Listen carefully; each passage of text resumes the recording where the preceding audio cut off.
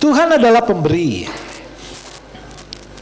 Dari awal sampai akhir, dari Kejadian sampai Wahyu, itu Tuhan selalu memberi. Pada hari pertama Allah menciptakan langit dan bumi. Hari pertama yang Tuhan buat adalah terang. Terang itu pemberian Tuhan. Lalu kita lihat 2000 tahun yang lalu Allah memberikan keselamatan. Allah memberikan Yesus disalib, mati disalib. Lalu nanti di akhir zaman Allah memberikan kekuasaan, power sharing. Allah memberikan kekuasaan kepada kita. Saya akan berkuasa, saudara akan berkuasa. Nanti di sorga Allah juga akan memberi kemuliaan, kemuliaan yang kekal. Dari awal sampai akhir Allah memberi. Ketika kita memberi, kita mengambil bagian sifat Tuhan. Tetapi ketika kita menjadi pemberi, kita menjadi bagian dari Tuhan. Oke? Ketika kita memberi, kita mengambil bagian dari sifat Tuhan. Karena Tuhan pemberi. Tetapi ketika kita menjadi pemberi, kita menjadi bagian dari Tuhan. Memberi dengan pemberi beda. Memberi itu sifatnya insiden.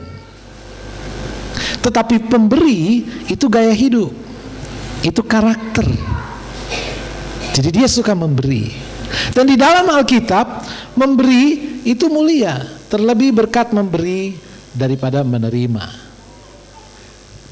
Orang yang memberi lebih mulia daripada orang yang menerima.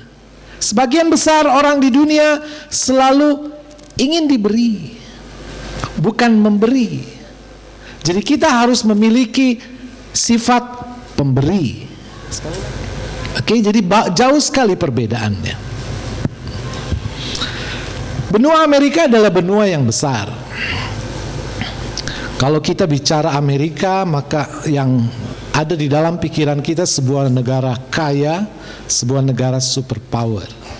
Bukan, ternyata tidak. Amerika itu terbagi dua, Amerika Utara sama Amerika Latin atau Amerika Selatan. Amerika Utara ya kaya. Ada dua negara besar, USA atau Amerika Serikat dan Kanada. Nah, benua ini, dua negara ini adalah negara yang sangat kaya, sangat makmur.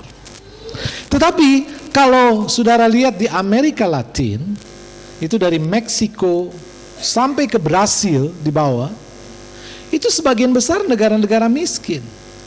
Meksiko, Chili, Honduras, Peru, Kolombia, Argentina, Brasil. Nah, dua negara ini terkenal karena bola. Sebentar lagi di Brasil ada bola.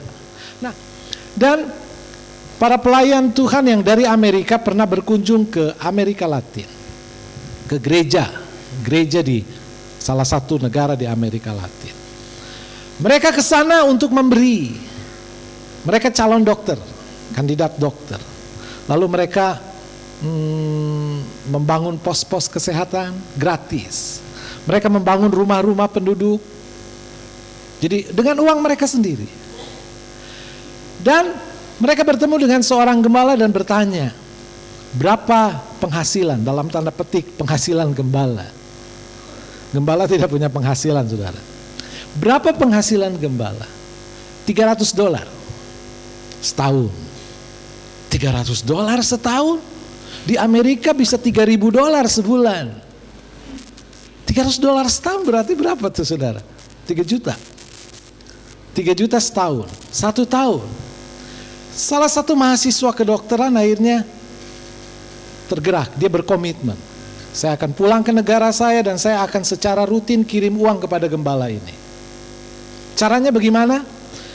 Mahasiswa kedokteran ini penggemar Coca-Cola. Jadi tiap hari dia harus minum Coca-Cola. Dan dia berdoa sama Tuhan, Tuhan, mulai hari ini saya tidak mau minum Coca-Cola lagi. Uangnya saya alihkan, saya tabung. Dan saya akan kirim ke gembala ini. Dan awal-awal ketika dia berhenti minum Coca-Cola, itu tidak mudah, tidak gampang. Memberi artinya bukan memberi yang tanpa korban. Ada memberi yang tanpa korban. Artinya kita tidak merasa itu memberi. Pemberian yang sejati adalah pemberian yang kita rasa sendiri. Ada sesuatu yang hilang dari diri kita. Jadi bukan begini, daripada tidak dipakai, bawa saja ke gereja. Nah, itu bukan memberi. Saudara bawa ke gereja nggak kerasa kan?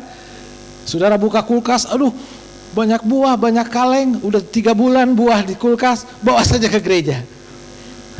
Daripada nyempitin kulkas. Saudara buka lemari, aduh banyak baju. Tuh ada baju bekas di situ, saudara. Kau muda jualan baju bekas. Bawa saja ke gereja. Itu bukan memberi, tidak terasa. Pemberian yang sejati itu barasa, orang Manado bilang. Terasa, aduh ada sesuatu yang hilang ini.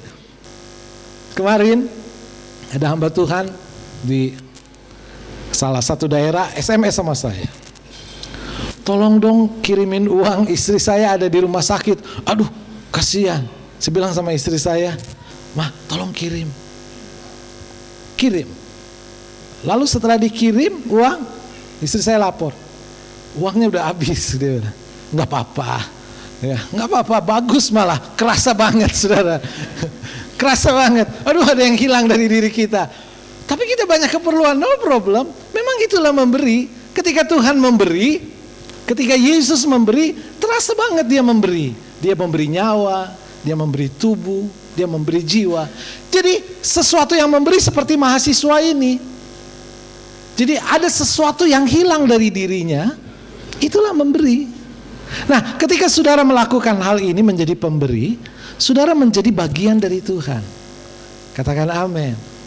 Nah, itulah pemberian yang sejati. Pemberi, bukan minta-minta. Bukan meminta, apalagi minta-minta. Bukan karakter orang Kristen. Jadi memberi. Sifat Tuhan adalah memberi.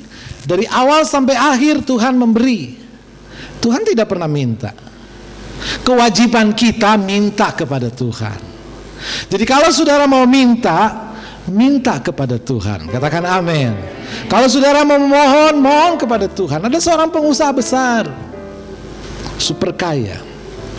"Pak Semi, perlu apa?" "Oh, saya tidak perlu apa-apa. Saya sudah cukup," saya bilang. "Jemaat saya sudah diberkati, mereka sudah menopang hidup saya, bisa. Saya sudah cukup.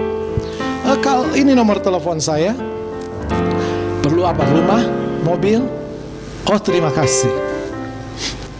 Terima kasih, Tuhan memberkati." Dalam hati saya berkata, amit-amit saya minta. Saya tidak akan pernah minta, apalagi minta-minta, saudara. Hanya satu saya minta kepada Tuhan. Jadi Tuhan tempat kita minta. Tuhan adalah pemberi. Sekali lagi, ketika kita memberi, kita mengambil bagian dari sifat Tuhan. Tetapi ketika kita jadi pemberi, kita menjadi bagian dari Tuhan.